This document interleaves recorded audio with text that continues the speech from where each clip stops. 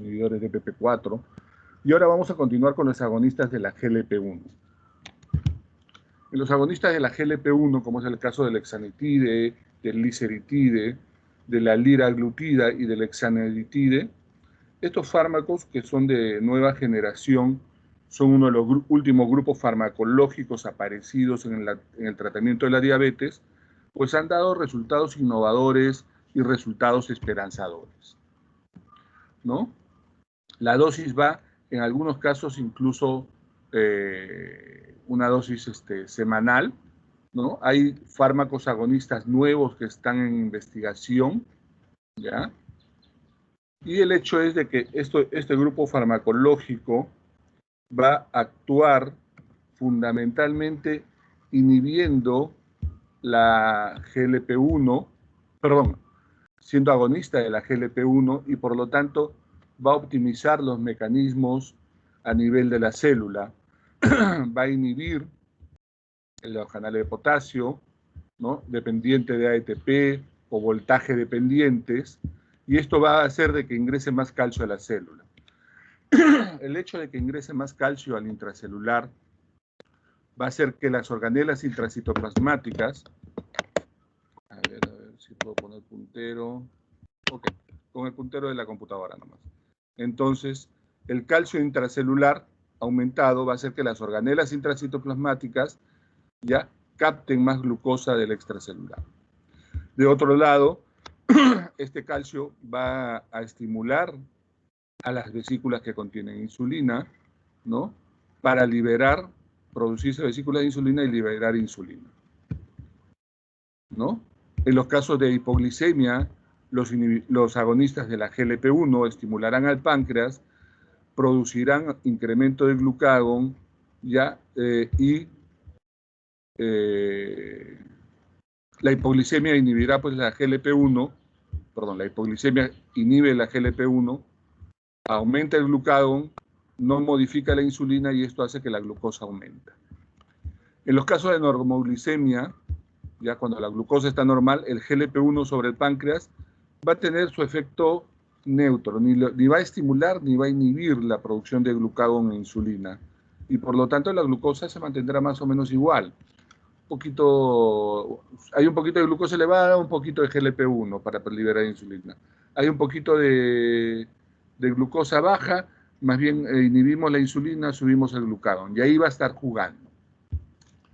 Pero en cambio, cuando hay hiperglicemia, los agonistas de la GLP-1 van a estimular al páncreas, que va a liberar insulina y va a disminuir la producción de glucagón. Y esto va a hacer que se reduzca la glucosa con la consiguiente pues, efecto protector de la normoglicemia. Y esto va a generar pues una serie de cambios a diversos niveles. A nivel cardíaco va a ser cardioprotector, a nivel cerebral neuroprotección y disminución del apetito, un hecho que es fundamental en los diabéticos, disminuir la cantidad de ingesta de alimentos para de esa manera poder controlar mejor la glucosa, ¿no? Va también a disminuir pues las secreciones y la motilidad gástrica. A nivel del páncreas va a promover la liberación de insulina, la secreción de insulina y la disminución de glucagón, lo que va a hacer que haya mejor sensibilidad a la insulina de parte del hígado y por lo tanto disminución de la producción de glucosa, y por otro lado aprovechamiento de los tejidos musculares, ¿no? Y del tejido adiposo. Existe pues en el momento actual sobre todo el liraglutide, que es el que más estudios importantes tiene en este grupo farmacológico, en el cual vemos de que cuando se ha medido la mortalidad total y la mortalidad total por esta droga, la disminuyó. La mortalidad cardiovascular la disminuyó. Disminuyó la mortalidad por infarto y por accidente cerebrovascular, ¿no? Entonces, la mayoría de esta droga, sobre todo el liraglutide, es una droga en el momento actual muy esperanzadora, porque no solamente controla la glucosa, señores. No solamente controla la glucosa, sino que además tiene un efecto cardioprotector, que es la principal causa de mortalidad y morbilidad cardiovascular en el paciente diabético. Y entonces, pues, la liraglutida está indicada, asociada a metformina o a sulfonilúreas, sola o no, en diabetes de tipo 2. Está indicada en pacientes de este tipo. ¿Qué efectos favorables tienen, además de disminuir la glucosa? Extraglucémicos, disminuye los factores de riesgo cardiovascular, como produce una disminución del peso corporal en aquel paciente obeso. El paciente obeso con diabetes es un paciente adecuado para utilizar este grupo de drogas. Nos ayuda a un mejor control de la presión arterial sistólica. Esos pacientes hipertensos, obesos, por lo tanto, son buenos pacientes para esto. Con alteración del perfil lipídico. Muchos tienen todas estas patologías en un paciente diabético, gordito, hipertenso y con lípidos elevados. Entonces, disminuye los biomarcadores de riesgo cardiovascular. Desfavorable, hay un poco de reflujo gastroesofágico, por ello náuseas y vómitos. En un pequeño grupo de pacientes se describió pancreatitis. Puede haber astenia, nerviosismo y reacción local cuando se administra por vía subcutánea, como el caso del liraglutide, y contraindicado pues cuando hay gastroparesia diabética, cuando hay insuficiencia renal severa. El otro grupo farmacológico que apareció recientemente son los inhibidores del cotransportador sodio-glucosa a nivel del túbulo contorneado, a nivel de la nefrona, del túbulo contorneado proximal. Y normalmente sucede que la glucosa se filtra, ¿no? Vence la impermeabilidad del glomérulo y va a pasar al túbulo contorneado proximal. En este túbulo contorneado proximal normalmente existen los cotransportadores sodio-glucosa de tipo 1 y de tipo 2. Los de tipo 2 están expresados en mayor cantidad. Y lo que sucede normalmente es de que estos reabsorben glucosa, ¿no? Y van a mantener la glucosa elevada. Y normalmente tenemos la glucosa baja en orina o nula en la excreción urinaria. Eso es lo que normalmente ocurre. En el caso de que un paciente está con una diabetes importante, con cifras importantes de la glucosa, pueden aparecer pequeñas trazas, pero aparecen pequeñas trazas de glucosa en la orina. Y eso normalmente ha estado mal, y ese ha sido un concepto, porque nos hablaba de que la glucosa ha estado mal controlada. Entonces, ahora lo que hacemos es bloqueamos este transportador, lo anulamos, y ya no se reabsorberá grandes cantidades de glucosa acá, y esa glucosa se eliminará en la orina. Eso va a llevar a dos hechos fundamentales, ¿no? Eso va a llevar a dos hechos fundamentales. Uno, al inhibir el cotransportador glucosa-sodio, hay mayor cantidad de glucosa y de sodio en la orina, por lo tanto, más orina, un efecto diurético. Y va a tener un efecto glucosúrico, se va a perder glucosa con la orina y la osmolaridad de la glucosa jalará más agua y por lo tanto habrá mayor volumen urinario, ¿no? Al haber un efecto glucosúrico, esa glucosa sale de algún lado, sale de la sangre y al no reabsorberse disminuirán los niveles de glucosa en sangre. Estos fármacos tienen diversos mecanismos de acción. Por un lado, la glucosuria hace un balance calórico negativo por la pérdida de glucosa, disminuye la hemoglobina glicosilada y por el otro lado disminuirá la masa muscular, la masa grasa, disminuirá la inflamación y la glucotoxicidad, disminuyendo de esta manera la aterogénesis, mejorando la contractilidad miocárdica. Ojo, mejorando la contractilidad miocárdica. Y cuando hablamos nosotros de las glitazonas, hablamos específicamente de la rosiglitazona, que causó un aumento de la mortalidad cardiovascular. Y a partir de ese entonces se les exige un estudio de seguridad cardiovascular a todas las drogas hipoglicemiantes. Pues esta droga no solamente no produce efectos adversos sobre el corazón, sino más bien produce efectos beneficiosos en una de las insuficiencias más significativas, ¿no? Como es la insuficiencia cardíaca por este efecto. Por otro lado, tendrá un aumento de que aumentará la pérdida de orina, la pérdida de ácido úrico a través de la orina y disminuirá la hiperuricemia sanguínea. Entonces nos va a ayudar también en esos pacientes que tienen pues hiperuricemia, gota, y por lo tanto al disminuir la hiperuricemia también disminuirá la aterosclerosis. Y todo eso lo hace a través del control de la glucosa, pero también actúa a través del sodio, señores. A través del sodio nos ayuda a un mejor control de la presión arterial, a disminuir el volumen plasmático sanguíneo y a aumentar la retroalimentación del glomérulo tubular. Esto va a disminuir la rigidez de las arterias, va a mejorar el estiramiento miocárdico, por lo tanto la relajación del músculo cardíaco y tendrá un efecto de vasoconstricción de la arteria aferente. Nos llevará a menos arritmias, ¿no? A menor activación de la enzima convertidora angiotensina 2, a menor hipertensión glomerular, a menor hiperfiltración, y estos serán mecanismos de cardio y nefroprotección de una droga sumamente prometedora, tan prometedora que está revolucionando el manejo de la diabetes y está revolucionando el manejo de la insuficiencia cardíaca y está revolucionando el manejo de la nefroprotección. Ha modificado las guías de manejo. Problemas. Bueno, todas las drogas tienen problemas. En los estudios se describió cierto grado de cetoacidosis diabética que se ha visto en los estudios posteriores que es rara y que suele ser más frecuente en la diabetes de tipo 1. No son drogas para utilizar en el diabético de tipo 1, sí en el diabético de tipo 2. En segundo lugar, produjo infecciones genitales, sobre todo en el 10% de mujeres y de manera recurrente. Y se asume que este efecto es que al haber mayor glucosuria, el pH de la vagina y de la cavidad genital y sobre todo del aparato urinario se modifica, ¿no? Se modifica y hace un ambiente más proclive a la producción de infecciones. Pues y esto se arregla de manera muy sencilla. Una higiene adecuada prevendrá el desarrollo de estas infecciones. No estarse aguantando, etc. A nivel cardiovascular, bueno, disminuye el volumen sanguíneo y por lo tanto hay que tener mucho cuidado en los pacientes ancianos porque su volumen de agua total corporal es menor.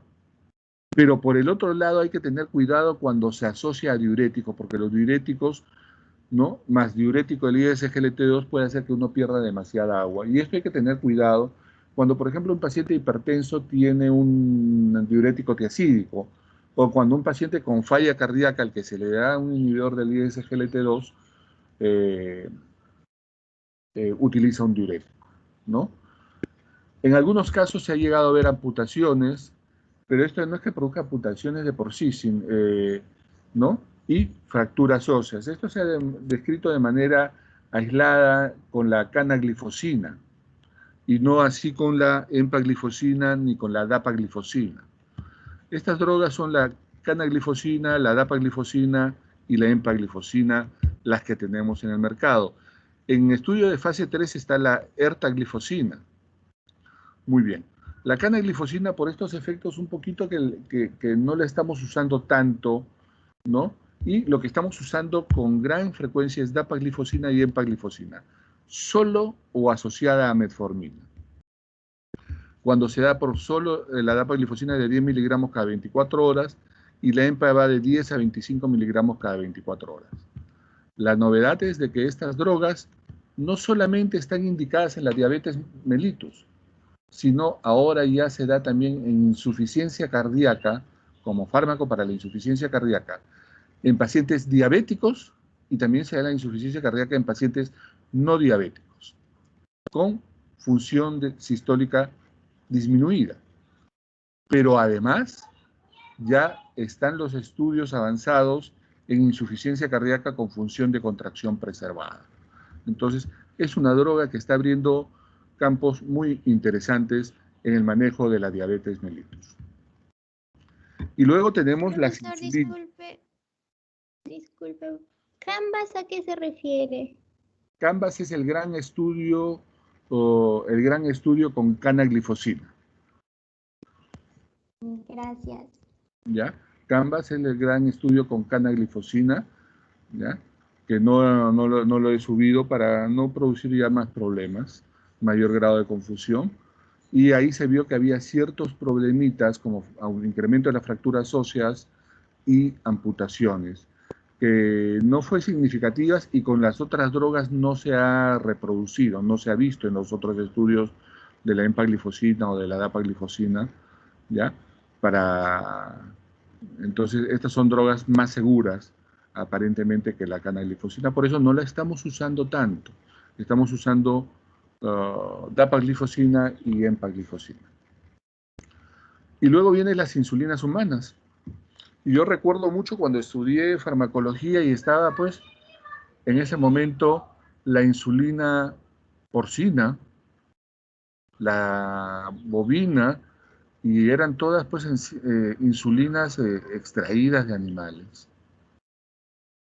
Bueno, funcionaban, pero había cierto grado a veces de incompatibilidad, de alergia, etcétera. Y bueno, apareció la tecnología que está siempre ayudándonos y apareció la tecnología de recombinación. Y a través de técnicas de recombinación genética se obtuvo la insulina humana. Ya la conocíamos y se logró la insulina humana. Y a partir de ella se han elaborado diversos tipos de insulina recombinante, análoga, ¿no? ¿Y qué va a hacer esto, no? Pues normalmente la insulina se une al receptor de insulina, va a activar una serie de mecanismos de, de segundos y terceros mensajeros que va a alterar la mitogénesis, que va a alterar la síntesis proteica, que va a alterar la síntesis de glucosa y sobre todo el transporte de glucosa.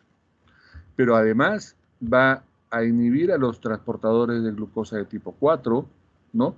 Inhibiendo de esta manera la expresión de ellos y el ingreso de la glucosa a la célula. Ese es el principal mecanismo de acción de la insulina. Y esta insulina, pues, existe, como les digo, de tipo animal, que ya no la usamos. Existe la insulina humana, obtenida por tecnología recombinante, fundamentalmente, y los análogos que se obtiene por la tecnología recombinante, más pequeñas modificaciones de los aminoácidos para modificar, pues, que su tiempo de vida media sea un poco más prolongado, un poco más corto, y vamos a ver un poquito de esos temas. ¿Ya?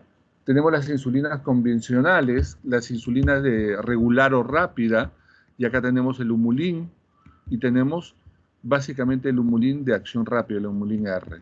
Las insulinas de acción intermedia, las llamadas NPH, ¿no? El humulín N es muy utilizado. Y ahora tenemos los análogos de la insulina, que son estas insulinas modificadas en pequeños puntos específicos. Y acá tenemos insulinas de acción rápida como es la Lispro, que es tan efectiva que ha desplazado a la insulina convencional, al humulín R, a la insulina rápida convencional. Tenemos la insulina aspártica y la insulina glicina, ¿no? La insulina Lispro y la insulina glicina son muy utilizadas por los endocrinólogos en el momento actual. Nosotros en las unidades de cuidados intensivos, en las unidades hospitalarias, en pacientes descompensados, utilizamos la insulina Lispro para manejar esos picos de glicemia o esas hiperglicemias significativas importantes con las que los pacientes llegan a la emergencia. Y luego tenemos los análogos de la insulina de acción lenta, que es para mantener, pues, el efecto durante 24 horas, como es la insulina glargina. ¿Y cuál es la diferencia? La insulina rápida la utilizamos en diabetes descompensada, cuando el paciente está séptico, tiene picos de hiperglicemia, cuando el paciente tiene alguna enfermedad, llámese infarto de miocardio, etcétera, utilizamos insulinas de acción rápida tipo la Lispro, ¿no? Suspendemos todos los tratamientos anteriores y esos picos de glucosa que presenta durante la hospitalización la manejamos con insulina Lispro, ¿ya? Ese paciente que tiene glicemias postprandiales, come y le sube la glucosa, es el paciente perfecto para utilizar insulinas de acción rápida. Pero en cambio están esos otros pacientes que tienen la glucosa en 300 todo el tiempo. Horrible, a uno se le para los pelos y el paciente vive feliz. Bueno, A ese paciente no lo vamos a estar hincando pues cada 4 horas. No sería humano. Entonces, utilizamos la insulina glargina, la Lantus, y de esa manera mantenemos el efecto durante 24 horas, ¿ya? Y existen las insulinas premezcladas, que tienen, pues, de la insulina, por ejemplo, Lispro con la protamina, ¿no? Que tiene acción rápida y acción intermedia en una misma presentación. Entonces, acá tenemos algunas características, ¿no? A mencionar: la ultra rápida, las recombinantes, ¿no? Como la Lispro y la aspartato, ¿no? La glicina.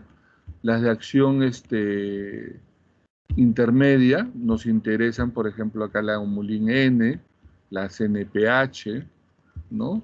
Y las acciones lentas, el análogo, por ejemplo, tenemos la insulina glargina, que es una de las más utilizadas en el tratamiento del paciente crónico. ¿Por qué se llaman de acción rápida, corta, intermedia o prolongada? Su inicio de acción, la de acción rápida, comienza entre los 0 y 15 minutos. Es rápida. Su pico de acción es a la 1h30 y dura máximo 5 horas. La de acción corta comienza a los 30 a 60 minutos, dura alrededor de 3 horas, ¿no? Y máximo 8 horas. La de acción intermedia, su efecto comienza a la 1h30, 2 horas. Su pico máximo es alrededor de las 6 horas y dura máximo 16 horas. Y la de acción prolongada comienza alrededor de la hora, 2 horas, tiene un pico constante durante las 24 horas y su acción dura hasta 24 horas. Y esto es cómodo porque las insulinas, al ser inyectables, al ser generalmente de aplicación subcutánea, el 99.9%, porque en casos contados la insulina de acción rápida como la Lispro la colocamos en infusión continua, cuando es un caso grave y descompensado. Pero normalmente es por vía subcutánea. Y se la coloca el propio paciente en su domicilio o se lo coloca la familia del paciente cuando el paciente no puede hacerlo. Y pues que un paciente se coloque una insulina una sola vez al día es mucho más cómodo que si se coloque una insulina cada vez que come. Y acá tenemos un poco las curvas de acción de la insulina sobre la glucosa. La aspartato y la Lispro, que actúan muy rápidamente, obtienen un pico rápido, pero que desaparecen a las 4 horas. Las insulinas regulares, que comienzan a actuar rápidamente también, tienen un pico entre las 2 y 4 horas y luego desaparecen hasta la 10ª hora. La NPH, que ingresa más lentamente, demora un poco más, alrededor de la hora, alcanza un pico alrededor de las 6 horas y el efecto puede durar hasta 18 horas, ¿no? Las insulinas extendidas que contienen zinc va a ir creciendo gradualmente y va a ser una hipérbole de tal manera de que va a alcanzar un pico como a las 12 horas, pero encontramos trazas todavía terapéuticas alrededor de las 24 horas. Y la insulina glargina, que comienza a actuar alrededor de la hora, ¿no? Alcanza su pico alrededor de las 2 horas, 3 horas, y de ahí se mantiene una concentración estable por 24 horas. ¿No? Bueno, esto es más de lo mismo que hemos mencionado. Y es así que la insulina hay que tener ciertos cuidados para manejarla. Y entonces hay que guardarla en la nevera, en la refrigeradora, entre 4 y 8 grados. ¿No? Ojo, que cuando está a menos 2 grados, pierde su acción, se desnaturaliza. No hay que congelarla, hay que mantenerla fría, pero no que se ponga pues como hielo, porque ahí ya no sirve, no debe estar en la parte superior de la nevera, ¿no? Administrar la insulina fría de la nevera puede doler, por lo que se recomienda sacarla y esperar que coja la temperatura ambiente un momento. No se debe exponer a la luz intensa del sol, porque la va a desnaturalizar.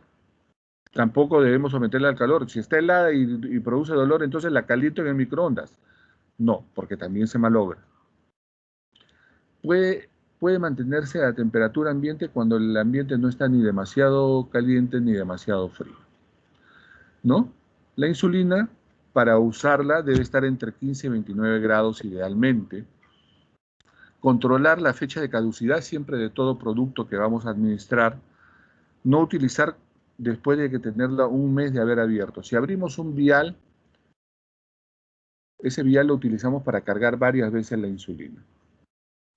Pero desde que lo abrimos hasta que dejamos de usarlo no debe tener más de un mes. Si la dosis es tan bajita de repente de insulina y el frasco no dura más de un mes, pues ese frasco debe ser desechado. Y los envases deben eliminarse con cuidado, ¿no? Y las agujas deben eliminarse, pues, ya sabemos, con medidas de seguridad. Hay que enseñarle a la familia cómo eliminar, porque imagínense que ellos se están punzando, lo botan a la basura, como cualquier basura, y pues los que trabajan en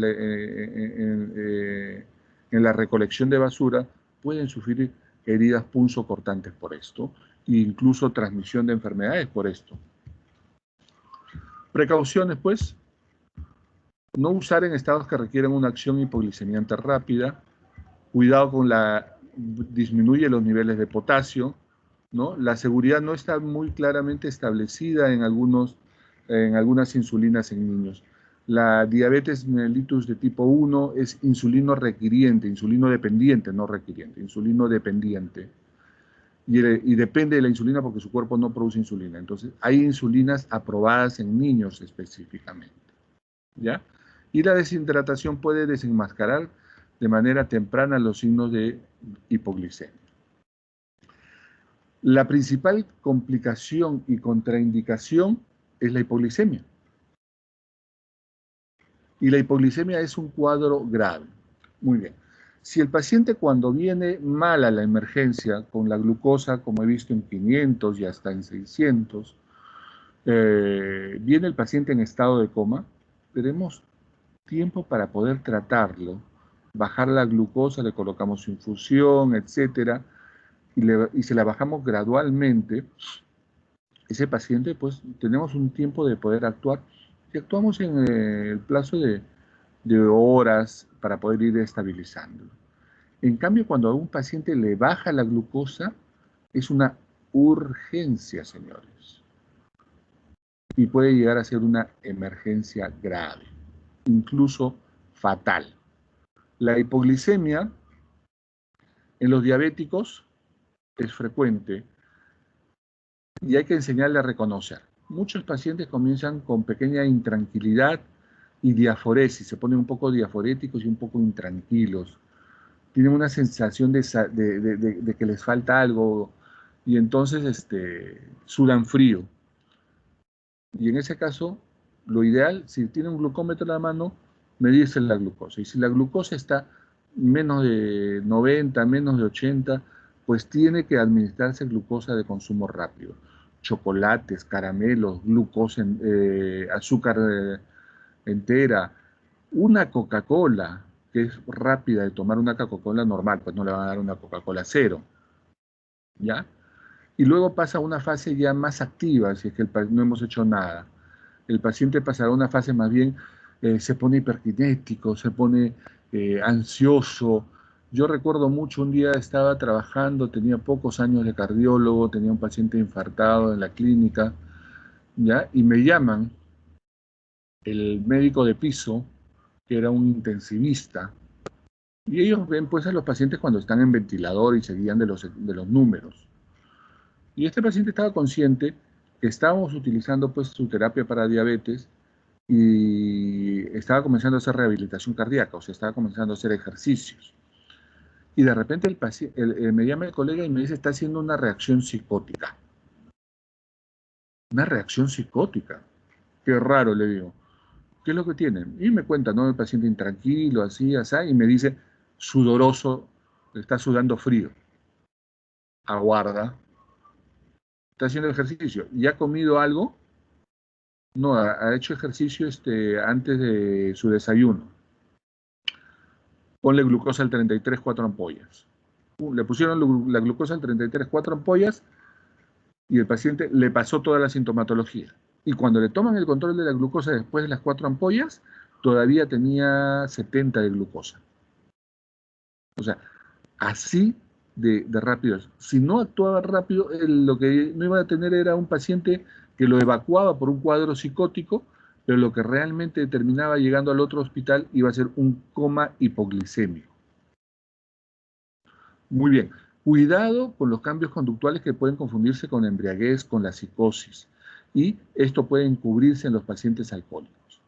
Cuidado porque el paciente va a llegar a las convulsiones y a la muerte. No. Hay drogas que disminuyen la eficacia de las insulinas, como los antihistamínicos, los anticonceptivos, los corticosteroides y los diuréticos. Y habrán fármacos que aumentan el efecto de las insulinas, como los beta bloqueadores, los inhibidores de la enzima convertidora, el alcohol y otros hipoglicemiantes. Entonces hay que tener cuidado con las hipoglicemias. Hay alergias y resistencia a la insulina. Existe lo que se llama lipodistrofia como complicación, edema en los sitios de aplicación y con la insulina existe aumento de peso. ¿Cuándo se utilizará insulina? ¿Todo paciente de insulina? No, los diabéticos de tipo 1, insulino dependientes. ¿Y en los diabéticos de tipo 2, doctor? Bueno, pues cuando le hemos dado hipoglicemiantes orales y el paciente sigue con glucosas de 200, 300, no controla con los hipoglicemiantes orales, es una indicación. Cuando el paciente probamos diferentes hipoglicemiantes orales y no los tolera, le caen mal, le producen gastritis, le dan alergia, etc. Cuando hay comorbilidades que contraindican el uso de otros hipoglicemiantes, ¿no?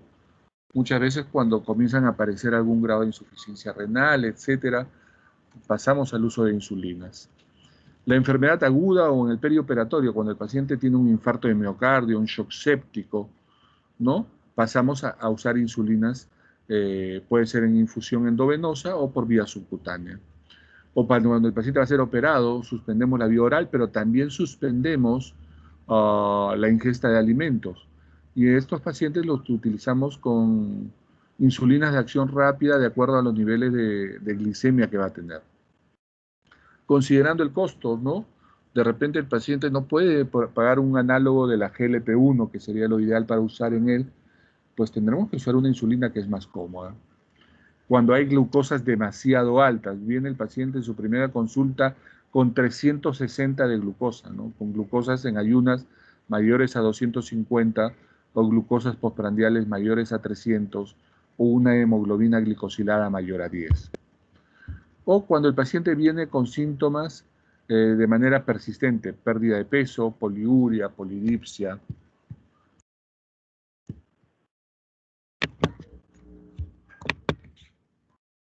¿No? Muy bien. Pero tenemos todo un armamento en el manejo de la diabetes. ¿Qué cosa tenemos de consideraciones especiales para el tratamiento de la diabetes? Las drogas que actualmente están en más uso por su protección renal, cardíaca, de tejidos periféricos o de protección cerebral son los inhibidores de la cotransportador sodio-glucosa o los agonistas de la GLP-1. Los inhibidores del cotransportador de sodio-glucosa van a ser más efectivos en nefroprotección y en protección en falla cardíaca. En cambio, los agonistas de la GLP-1 van a tener una acción más efectiva sobre la ateromatosis y en los pacientes con enfermedad coronaria o stroke isquémico van mucho mejor. Ambas protegen disminución renal, protegen de manera renal. Los fármacos hipoglicemiantes, ¿no? Van a tener una frecuencia de hipoglicemia grave de esta forma. Menor frecuencia de hipoglicemia en los IDPP4, los agonistas de la GLP-1, la metformina, las glitazonas y los inhibidores del cotransportador sodio-glucosa. De manera intermedia, la hipoglicemia de las sulfonilurias y de las glinidas, y las que suelen tener mayor frecuencia de hipoglicemia son las insulinas. Las rápidas, ¿no? Cuando se administran en bolo, o las mezcladas. Cuando se utiliza insulina, se recomienda que un paciente debe comer 4 veces al día de manera fraccionada, siendo su última comida eso a las 9 o 10 de la noche para que no haya hipoglicemia durante el sueño. Y van a tener que ver con la ganancia de peso Los fármacos hipoglicemiantes, ya hemos hablado que algunos van a reducir el peso corporal, como los inhibidores de la GLP-1, los inhibidores del cotransportador sodio-glucosa. Disminuyen el peso corporal. Un efecto neutro, los inhibidores de la DPP-4, la metformina y los inhibidores de las alfa-glucosidasas. Y más bien hacen subir de peso las insulinas, la sulfonilurea, las glinidas y las glitazonas. Eso a considerar el tema, porque hay que manejar el peso corporal en muchos pacientes. Este fue lo último que hubo en el Congreso Europeo de hace 2 años, porque el año pasado estuvo bastante restringido. Y hasta ese entonces la primera línea de uso era la metformina. Entonces, en pacientes con enfermedad cardiovascular o que son pacientes diabéticos de alto riesgo, de muy alto riesgo, el tratamiento que vienen con tratamiento con metformina, entonces podemos inmediatamente agregar ya un inhibidor de la cotransportador sodio-glucosa, como el caso de las glifosinas, o un agonista GLP-1. Siempre y cuando hay que considerar también pues que haya, si a pesar de ello la hemoglobina glicosilada persiste elevada, podemos considerar aumentar alguna otra droga. Pero puede venir solo esto o puede estar asociada a monoterapia, continuar con la monoterapia con metformina. Y en caso de estar elevada la hemoglobina glicosilada, consideraremos ya pues utilizar un inhibidor de PP4, un agonista, un ISGLT2, un agonista del GLP-1 o una tianocelidona. Entonces, ¿a qué voy? Que en este algoritmo ya colocan al mismo nivel en pacientes con enfermedad cardiovascular de alto riesgo, de muy alto riesgo, la metformina con los inhibidores del cotransportador sodio-glucosa o con los agonistas de la GLP-1. En el siguiente caso tenemos a los diabéticos, ¿no?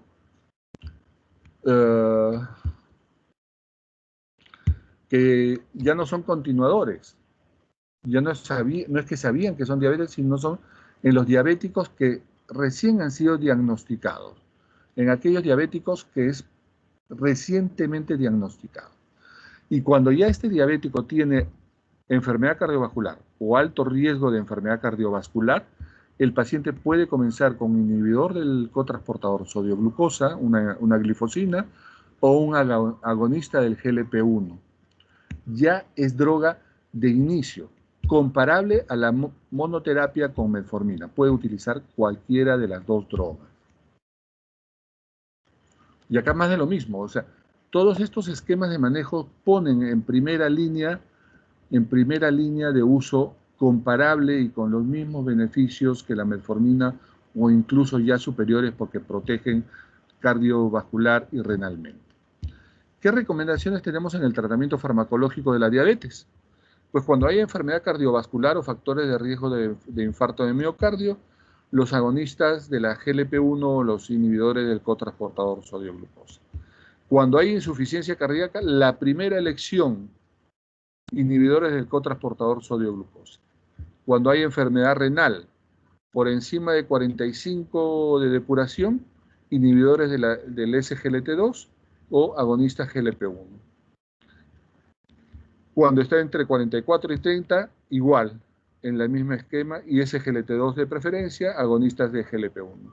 Y cuando es menos de 30 la depuración, los agonistas de GLP-1 son la primera elección, luego los IDPP4 y luego las insulinas. Finalmente, las glitazonas en menor porcentaje. Cuando hay obesidad, sobrepeso o con una obesidad mórbida, los agonistas GLP-1 son las drogas de elección. Y en segundo lugar, los inhibidores del cotransportador sodio-glucosa. Pacientes adultos mayores. En ausencia de fragilidad, los inhibidores de cotransportador sodio-glucosa, los agonistas de GLP-1. Y la ausencia de fragilidad, ¿fragilidad de qué, doctor? Pues de fracturas óseas. Y en ese caso que la fragilidad sea alta, ¿no? Una osteoporosis significativa, alto riesgo de caídas, asociadas ambas, pues entonces la alternativa es un IDPP4 o una insulina basal. Cuando no queremos, tiene mucha tendencia a la hipoglicemia y queremos minimizar el riesgo de hipoglicemia, un IDPP4 es la primera elección con un inhibidor del cotransportador y un agonista de GLP-1 y en último grado una pioglitazona. Y ese paciente que viene con más de 10 años, pero dice, doctor, yo estoy bien. El paciente de más de 10 años de evolución, aunque se sienta bien, se lo considera de alto riesgo. Ese paciente no está bien, aunque él lo diga. Ese paciente tiene alto riesgo de infarto, alto riesgo de stroke, ya la depuración debe estar alterada, aunque él no sienta nada, debe tener daño de órgano blanco en mayor o menor grado. Y entonces, en ese caso, consideramos ya el paciente con diabetes de más de 10 años un inhibidor del cotransportador sodio-glucosa o un agonista GLP-1. Y si las cifras de glucosa son muy altas, considerar comenzar con una insulina. Hay que tener cuidado con la función renal en la administración de las drogas, ¿no? Y acá hay contraindicaciones, sí, con cuidado. Cuidado la insulina porque tiene un riesgo moderado de hipoglicemia, hace aumentar el peso como principales problemas. Las sulfonilurias, riesgo de hipoglicemia, aumento de peso y un moderado efecto sobre los eventos cardiovasculares. Las glitazonas, un moderado efecto sobre las funciones cardiovasculares. Y más bien tienen efectos benéficos pues las drogas nuevas. En las drogas nuevas tenemos protección cardiovascular, en metformina, en inhibidores ISGLT2, en agonistas de GLP-1. Y pérdida de peso en los inhibidores SGLT2 y en los agonistas GLP-1. A considerar porque se ha acuñado un término nuevo. La diabesidad, o sea, la mezcla de diabetes con obesidad es ahora frecuente y bastante predominante, Cuando es estadio 1 de la disfunción renal, una depuración por encima de 60, podemos usar todas las drogas. Cuando el estadio es 3A, que se le llama, o sea, la depuración entre 45 y 60, ¿ya? El uso seguro de las insulinas, pero hay que tener precaución con los agonistas GLP-1, los inhibidores del cotransportador. Entre 30 y 44, las insulinas son seguras, con cuidado el resto de las drogas. Y en el estadio 5, cuando la depuración es menos de 30, las insulinas son las drogas más seguras. Este es un cuadro que vuelve a resumir todo lo que ya hemos hablado. Muy bien. Jóvenes, hasta acá, hipoglicemiantes orales. Si tuviéramos alguna pregunta sobre hipoglicemiantes orales, debe haber un montón a preguntar, jóvenes. A ver. Doctor, buenos días. Tengo el gusto. Tume Waiwa Shaunin. Mucho gusto. Buenos días, doctor. Quería hacer una pregunta sobre, había mencionado de que habían pacientes los cuales recurrían a distintos alimentos como Coca-Cola o de repente algún postre dulce como para elevar lo que es su glucosa. Pero ¿qué pasaría si es que este paciente siempre recurre a este tipo de alimentos para elevar su glucosa en vez de algún fármaco? ¿Qué contraindicación habría? Bueno, a ver, vamos a ver. Las medidas para prevenir la hipoglicemia y manejar la diabetes, la hiperglicemia, parten en algunas premisas. La primera gran premisa, doctora, es que el paciente tiene que estar convencido que la diabetes lo va a matar y que lo va a matar feo. Entonces, esa es la gran primera premisa. El paciente debe saber que va a tener infarto cerebral, que se va a quedar ciego, que le van a cortar las patitas, que va a tener infarto cardíaco, que va a tener insuficiencia renal y lo van a conectar a una máquina de diálisis. Tiene que ser consciente de su realidad, porque el que no sabe qué cosa le va a pasar no se va a cuidar. Además, el diabético es reacio a tratarse. Entonces, el primer gran punto es ese. El segundo punto tiene que estar convencido de que el tratamiento lo va a mejorar y lo va a proteger. No, las pastillas no me hacen nada, yo me curo con mis hierbitas. Yo tomo magnesol, que dice el doctor Pérez Alvena. Ese paciente va a terminar en diálisis. ¿Ok? Entonces tiene que estar convencido de lo que usted hace. Y teniendo estos dos puntos, entonces usted va a tener un paciente ordenado y disciplinado. Ese es el punto, tener un paciente ordenado y disciplinado. ¿Cómo así? Las comidas en sus horas. ¿No? Las comidas en sus horas. Hemos mencionado que debe tener 4 comidas y el desayuno es en la mañana, temprano, no es a las 11 de la mañana. Porque imagínense el que se levanta a las 10, 11 de la mañana y su última comida fue a las 8 de la noche, no comió toda la noche, no tomó desayuno temprano y pues es lógico que le baje la glucosa. Entonces, comer a sus horas. El paciente tiene que ser ordenado. Tiene que comer a sus horas. Comer 4 horas, aprender que tiene que comer alguna fruta entre comidas, etc. Entonces con eso vamos a prevenir los episodios de hipoglicemia. Pero debe comer comida saludable. Porque si ese paciente dice, no, yo sí como pero para que no me baje la glucosa, me voy a comer una tortita. Las mujeres que son dulceras, ¿no? Me está bajando la glucosa. Y Juatacán, se avientan un pay de este tamaño, ¿no? Entonces, no. Tiene que acostumbrarse a comer en sus horas y comer lo que debe comer. Y tú de esa manera vas a poder optar por un mejor control de la glucosa. Para que no se le dispare la glucosa debe hacer ejercicio. Pero ya sabe que cuando hace ejercicio siempre hay que comer algo previamente que le dé energía de consumo rápido. Y esto es una fruta, no una barra energizante. Porque cuando hace ejercicio va a quemar glucosa, va a quemar calorías y le puede bajar la glucosa. Entonces ese paciente sabe que cuando va a hacer ejercicio tiene que venir desayunando. No, me levanté a las 6 de la mañana, doctor, yo le hago caso en todo, e inmediatamente me levanté a las 5 y me fui al gimnasio. Y me puse a hacer ejercicio, pero doctor, me puse lánguido, me puse mal, casi me desmayo. Pues lógico, pues papá, no has comido nada toda la noche, te levantas, te pones a hacer ejercicio, te bajó la glucosa. Ese paciente, antes de hacer ejercicio, tenía que haber comido algo. Entonces tiene que ser un paciente convencido de su enfermedad, tiene que ser un paciente que siga las indicaciones, incluso en la dieta, en lo que come, en lo que no come, a qué hora come, cómo come, cuándo hace ejercicio, ¿no? Porque esto lo va a ayudar a prevenir. Y debe saber de que cuando se dice un alimento con alimentos, es con alimentos. No, doctor, yo como tenía que tomar mi pastillita para la glucosa y me tenía que ir a trabajar, tomé mi pastilla para la glucosa a las 6 de la mañana y me fui a trabajar y yo en mi trabajo desayuno a las 10 de la mañana. Pues le va a bajar la glucosa, pues. Si no ha comido nada desde la noche anterior, no come nada en la mañana, toma la pastilla para bajar la glucosa, que a la hora que está comenzando a actuar, pues le baja la glucosa.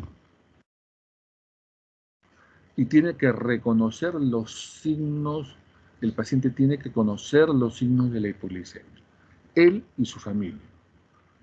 Y cuando disminuimos ordenadamente, corrigiendo sus actividades de la vida diaria, disminuimos la frecuencia de hipoglicemia, pues va a ser menos frecuente esas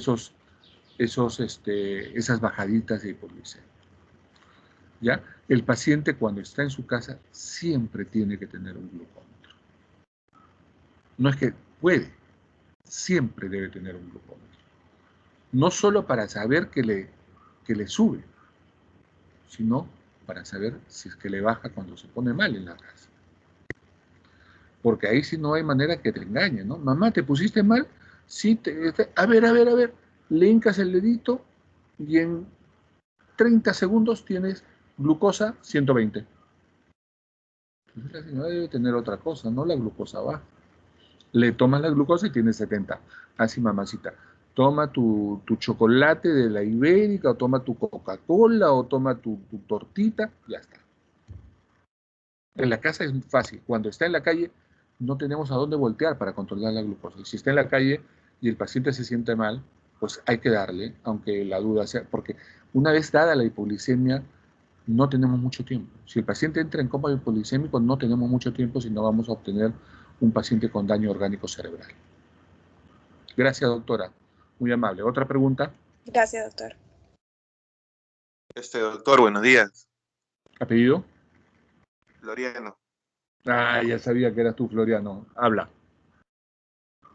Doctor, buenos días. En un paciente diabético de 50 años que está controlándose su glucosa con insulina NPH, no cada 12 horas. Por X motivos al día uno le controla la glicemia en ayunas, ¿no? Y por X motivos no se aplicó la NPH en la noche, ¿no? Y, o sea, la glicemia en ayunas le tomas y sale 350.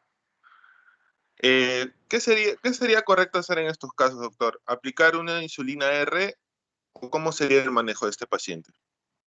¿Paciente hospitalario o en casa? Hospitalario. Bueno, si es hospitalario, normalmente a ese paciente que le hemos controlado la glucosa de repente con glucómetro, le aplicamos una insulina de acción rápida.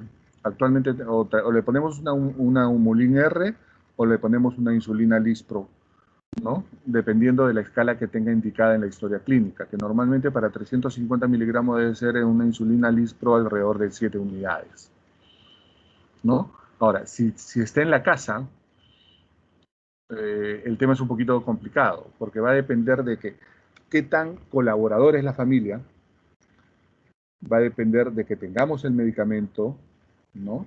Y que tengamos el esquema del manejo, que tengamos a la familia educada para eso. O que tenga un profesional de la salud al cuidado del paciente, como en algunos casos hay, que conozca cuándo se da esto y tenga la indicación del médico, lógicamente. El médico le deja, mira, si le sube la glucosa a pesar de la insulina NPH porque hicieron un desorden, fue cumpleaños de Cuchita y le dieron un pedazo de torta de chocolate de aquellos y se repitió porque le dijeron, no, pues el abuelito, ¿cómo le vamos a prohibir? Y tenía 370 al par de horas, pues hay que darle algo. Pero ahí debe tener preferentemente su indicación, ¿no? Y debe tener su insulina Lispro o su Humulin R en la casa. Si no tenemos a la familia entrenada, si no tenemos a la familia entrenada, si no tenemos un personal de la salud al cuidado, lo lógico es que llamemos a un profesional de la salud para que maneje esta hiperglicemia, ¿no? Seguramente con una insulina de acción rápida, ¿no? Y lo otro es, debe continuar con su NPH. Ya, claro, claro. Gracias, doctor. ¿Qué sigue? ¿Alguna otra pregunta? Doctor, buenos días. Buenos días, ¿con quién tengo el gusto? Nelly Arias, doctor. Doctor, bueno, la consulta es sobre, por ejemplo, si tenemos un paciente con diabetes tipo 2, ¿no? Pero este paciente ya es antiguo y cuenta con una reserva de células beta que ya no son funcionantes. Entonces, ya en este paciente no tendríamos posibilidad de darle los fármacos, ¿no? Glibenclamida, vigatina, todo eso. Me perdí en lo que estabas diciendo, disculpa. O sea, me refiero a que cuando el paciente... Es un diabético de larga data. Ok. Exacto.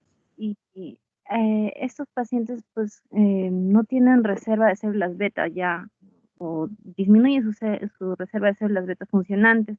Entonces, estos pacientes ya se tratan como si fuesen diabetes tipo 1, o qué medicación se puede utilizar con ellos. Ok, vamos a ver. El paciente de larga data, diabetes tipo 2, podemos nosotros medir la reserva, podemos medir nosotros la reserva de producción de insulina a través del dosaje de un fragmento de ella. Hay un examen especial para poder medir y vamos a poder saber más o menos cuál es la reserva de ese páncreas. Pero vamos a suponer que estamos en Chumbivilcas y no tenemos eso, pues. Solamente sabemos que es una paciente con 20, 25 años de diabética y que está ahora con las glucosas en el techo. ¿No es cierto? No controla. Y entonces yo infiero, por lógica, yo infiero que esa glucosa no controlada, porque la paciente se cuida, es porque ese páncreas ya no me responde. Y si ese páncreas ya no me responde, es lo que se llama una diabetes de tipo 2, insulino requeriente. El diabético tipo 1 es insulino dependiente. El diabético tipo 2 es insulino requiriente. ¿Ok? Entonces, será insulino requiriente. Ahora, podemos utilizar terapia combinada, un hipoglicemiante oral con insulina, o podemos utilizar insulina sola. Porque en esos sitios alejados difícilmente vamos a poder tener de repente un agonista GLP-1 que podría ser una alternativa interesante. O si el páncreas no produce, la otra alternativa es que entre menos glucosa al cuerpo. ¿Cómo entra menos glucosa al cuerpo? Pues fácil, podemos inhibir su absorción con una alfa-glucosidasa. O podemos hacer, no actuamos sobre el páncreas, actuamos sobre la nefrona, pues, haciendo que esa nefrona elimine la glucosa a través de la orina, que sea un glucosúrico, como un inhibidor ISGLT2. ¿Correcto? Entonces, nosotros tenemos que elaborar un mecanismo para poder ayudar a ese páncreas que ya está fracasando. ¿Correcto? ¿Podemos utilizar terapia bioral? Sí, hay terapias que no actúan sobre la insulina, que no son insulinotrópicos, ¿no? Como los inhibidores de la alfa-glucosidasa. En el mercado nacional tenemos acarbosa, o como los inhibidores de la ISGLT2 que tenemos en empaglifosina y dapaglifosina. Y finalmente la terapia con insulinas, terapia traumática, ¿no? Los dos primeros fármacos hipoglicemiantes orales lamentablemente no hay en todo el Perú.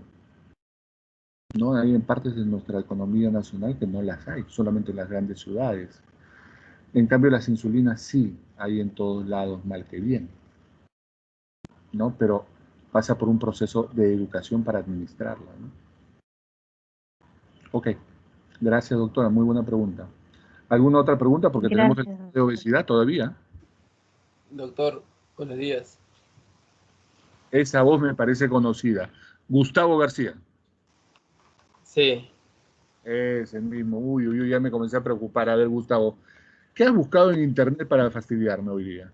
No, nada, doctor. Es un casito A ver. que me tiene un poco preocupado. Uy, Sí. ¿cuánto tienes glucosa? No, yo no. ¿Te gustan las mujeres dulces? Sí, es una paciente que tiene, bueno, ya tiene más de 50 años y recién sabe que es diabética. Ya, ¿Quién diagnostica? Ok.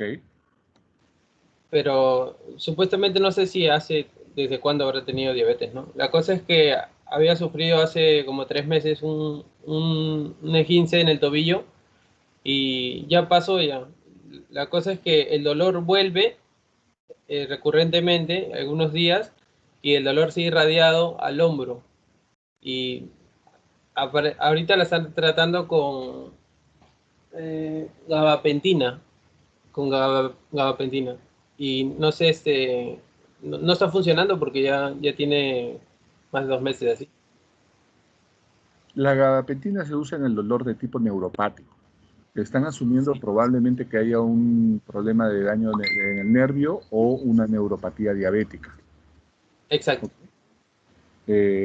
Bueno, lo que hay que medir ahí es un examen de electromiografía para ver la velocidad de conducción en el nervio, y si la velocidad de conducción en el nervio está alterada, pues podemos asumir que es una neuropatía diabética.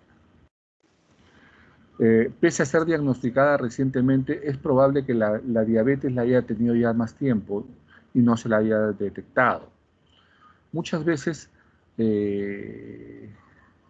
nos contentamos con la glucosa en ayunas Y la verdad que la glucosa en ayunas nos da un infradiagnóstico de la diabetes mellitus.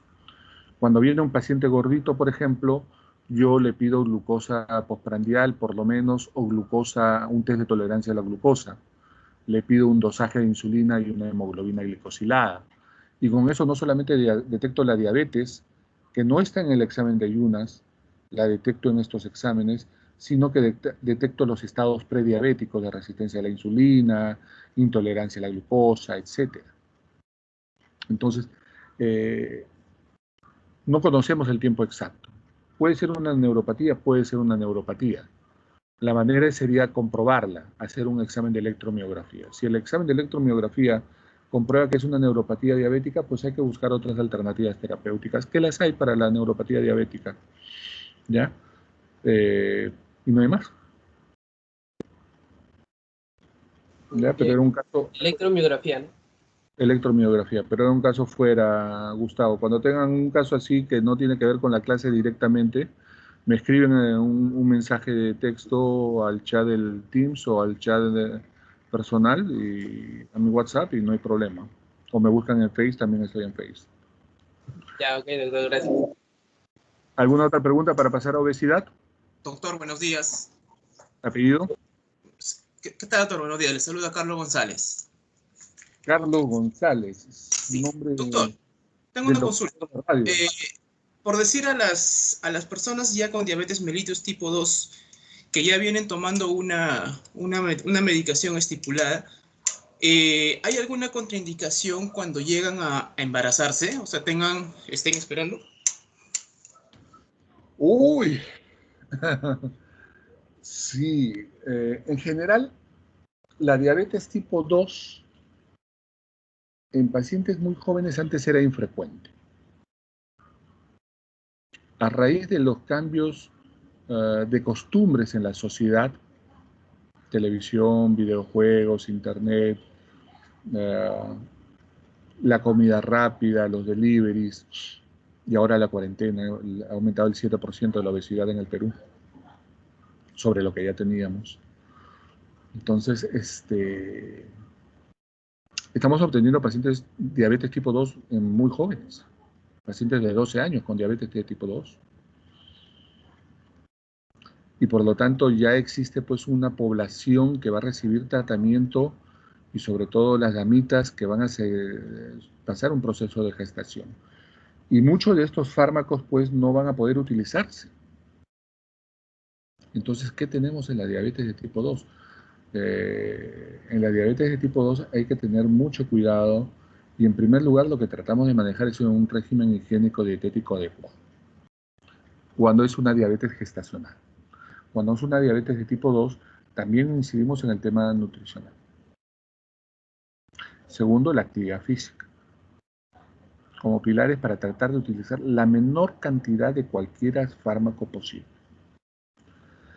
Y ahí lo que tenemos que utilizar es lo que más se parece a la naturaleza, pues papá. Terapia de reemplazo, terapia de sustitutoria. Si el problema para que se eleve la glucosa necesitamos insulina, porque las demás drogas, IDPP4, ISGLT2, agonistas de GLP-1, todas las drogas son diferentes a lo que tenemos en el cuerpo. Lo que más se parece al cuerpo va a ser la insulina. Porque la insulina es una insulina recombinante humana y va a poder ser utilizada con cierta seguridad durante la gestación, en el caso de que la glucosa sea significativa. Pero lo primero que tenemos que hacer es que la paciente se amarre la boca. ¿Ok? Entonces, la insulina, porque es lo que más se parece al cuerpo. Ahora, con la insulina hay que tener cuidado con el aumento del peso corporal durante el embarazo. Hay que tener cuidado con los efectos sobre el bebé, sobre todo la hipoglicemia. La hipoglicemia de la madre afecta gravemente al bebé. Cuando una mamá no come, se va a dar cuenta de que el bebé no se mueve. Y cuando el bebé no se mueve, la mamá come un poquito de chocolate y el bebé comienza a moverse a los 10, 15, 20 minutos. Entonces siempre tenemos que buscar las drogas que sean más seguras durante la gestación. En la gestación, pues, la mayoría de drogas no están autorizadas, las sulfonilurias, creo que la metformina y las insulinas son las únicas que están autorizadas, pero sobre todo el manejo de la dieta y de la actividad física. ¿Ok? Muy bien, jóvenes. ¿Alguna pregunta más? Porque tenemos obesidad, estamos atrasados. Doctor, buenos días. Disculpe, y en el caso de la diabetes gestacional, Como les decía, o sea, es lo mismo, se relaciona, entonces está bien relacionado con la diabetes mellitus tipo 2. la diabetes mellitus tipo gestacional se correlaciona con un efecto diabetogénico de las hormonas y de la placenta.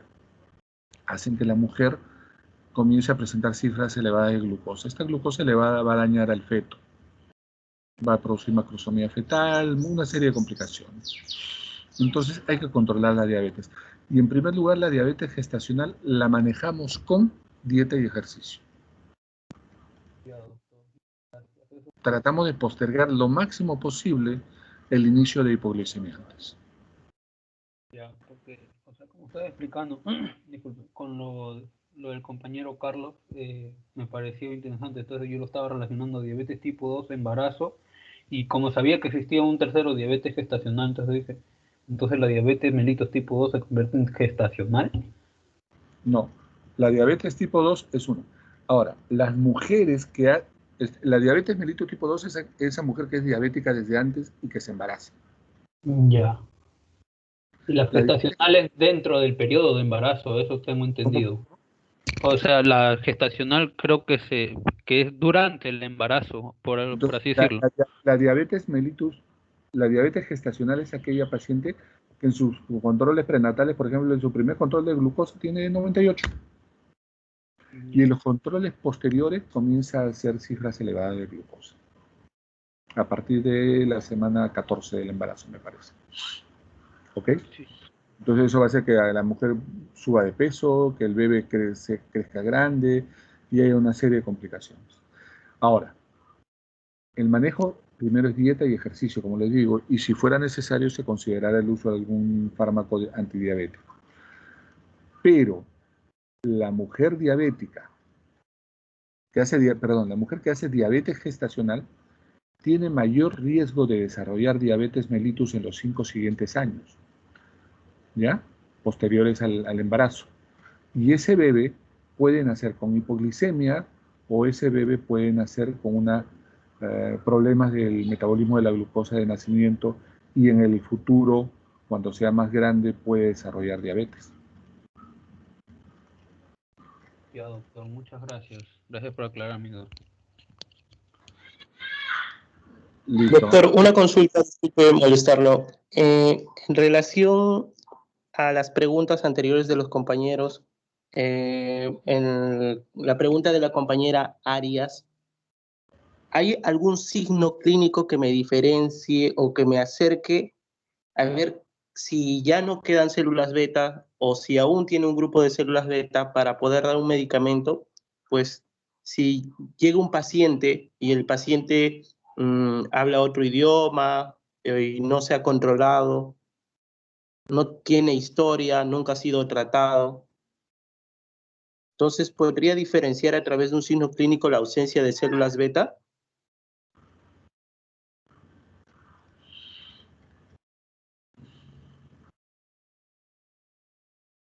De lo que yo recuerdo, no.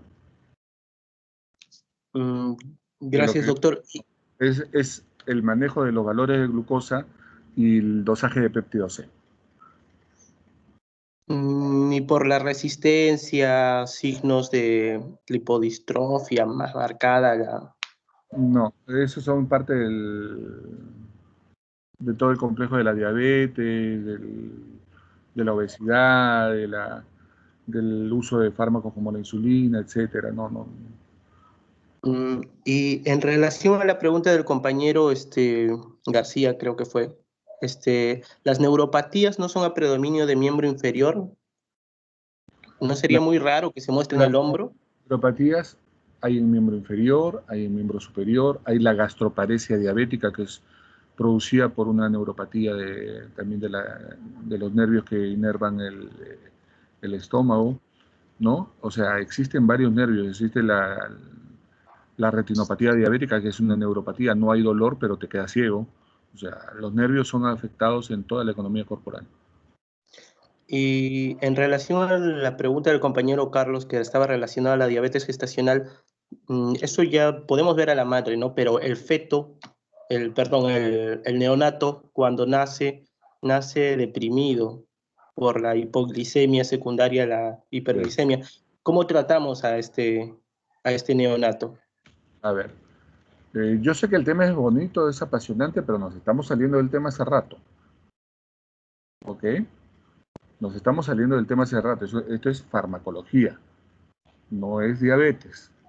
Esto es farmacología, no es neonato. Doctor. ¿Okay? Entonces, la hipoglicemia debe ser manejada como toda hipoglicemia.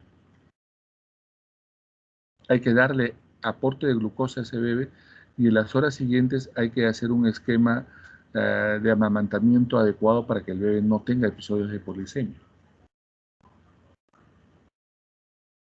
Gracias, doctor. Ok. Entonces, a partir de ahorita se acabó el tema de diabetes. Ha estado muy bonito, las preguntas han estado buenas. Se han comenzado a ir por las ramas también cuando puntualicemos el tema de farmacología. ¿Ok? Yo también hice mal en no cortar algunas preguntas. Doctor, disculpe, no sé si podría hacerle una última pregunta con el tema del efecto de luna de miel en el paciente. No sé si me podría explicar algo muy rápido, sencillo sobre la farmacología que pueden tener estos pacientes, ¿no? Cuando ya recién para poder hacer la disminución de las necesidades de insulina, supongo, tengo entendido, cuando se le hace el efecto o el periodo de luna de miel, ¿no, doctor? ¿A qué te refieres con el periodo de luna de miel?